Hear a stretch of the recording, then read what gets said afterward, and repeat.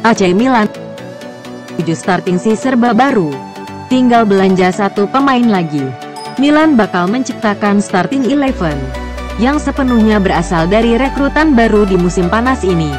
Geliat, rasa-rasanya bukan kata yang tepat untuk menggambarkan aktivitas transfer AC Milan di musim panas ini. Kegilaan, barangkali lebih pas, mengingat belanja pemain Milan memang sedang tidak normal. Hingga Minggu 16/7, klub yang kini dimiliki konsorsium Tiongkok itu sudah mendatangkan 10 pemain baru. Lucas Di Biglia menjadi rekrutan teranyar. Sementara Leonardo Bonucci merupakan yang termahal sekaligus terheboh. Total, jika turut menghitung bonus dan biaya tambahan, belanja musim panas Rossoneri sudah menembus sekitar 218 juta euro.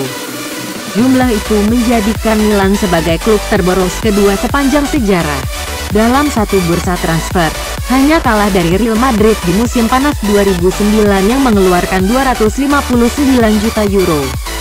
Kala itu, Madrid memboyong pemain top dunia seperti Cristiano Ronaldo, Kaká, Xabi Alonso, dan Karim Benzema. Jika ditilik lebih lanjut, Mercato Milan di musim panas ini ternyata bisa menciptakan sebuah kesebelasan yang sepenuhnya berasal dari para rekrutan baru. Semuanya komplit di tiap posisi, dari winger hingga kiper, dari gelandang bertahan sampai fullback kiri kanan.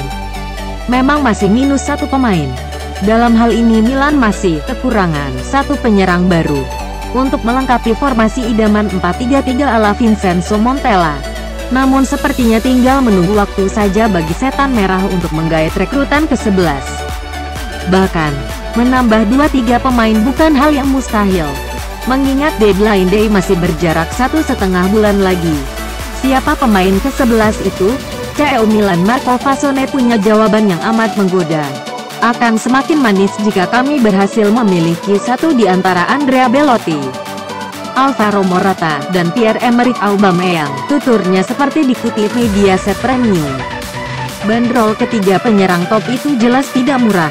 Morata dipatok 90 juta euro oleh Real Madrid.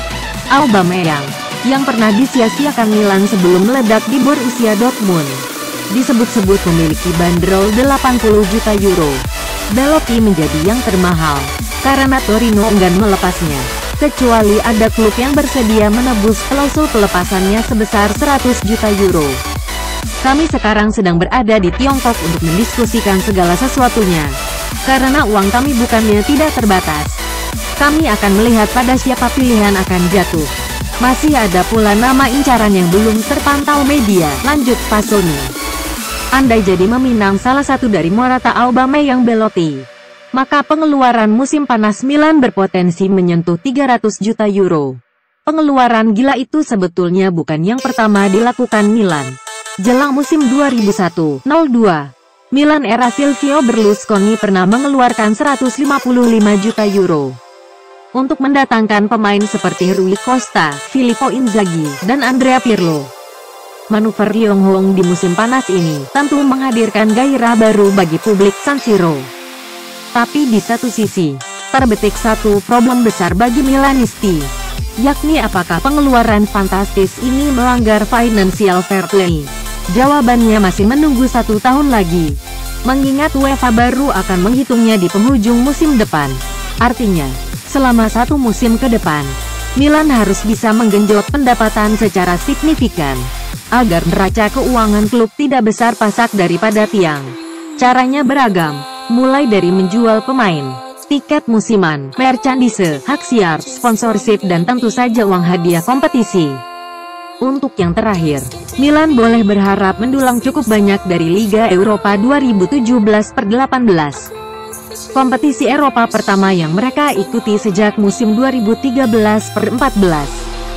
Sebagai perbandingan, kampiun Liga Eropa musim lalu Manchester United dilaporkan mampu meraup 77.500.000 pound atau 88 juta euro dari uang hadiah kompetisi, bonus sponsor, dan hak siar di ajang tersebut. Massimiliano Mirabelli, Vincenzo Montella, Marco Fasoni, Yonghong Lee Yonghong dan kawan-kawan wajib bersiasat agar tidak tersandung FFP. Perjalanan Milan menuju ke sana jelas masih sangat panjang. Saat ini, Montella dan pasukannya harus melewati babak kualifikasi ketiga dan playoff sebelum bisa memasuki fase grup Liga Eropa. Ini membawa kita kepada satu pertanyaan besar. Apakah para pemain baru ini akan membawa Milan menuju kejayaan di musim depan? Mantan penyerang Milan, Paolo Di Canio, menjawab tegas. Tidak, Milan hanya membeli satu pemain bermental juara, Bonucci, sementara rekrutan lainnya tidak. Rekrutan lain memang pemain bagus, tetapi belum pernah menjadi juara di level tertinggi. Dan ketika Anda membuat revolusi itu membutuhkan waktu. Akan sangat mengejutkan jika Milan langsung juara, katanya kepada Goal. Well, selamat berjuang Milan dengan revolusinya. Dan semoga investasi besar-besaran ini tidak menjadi bumerang di kemudian hari.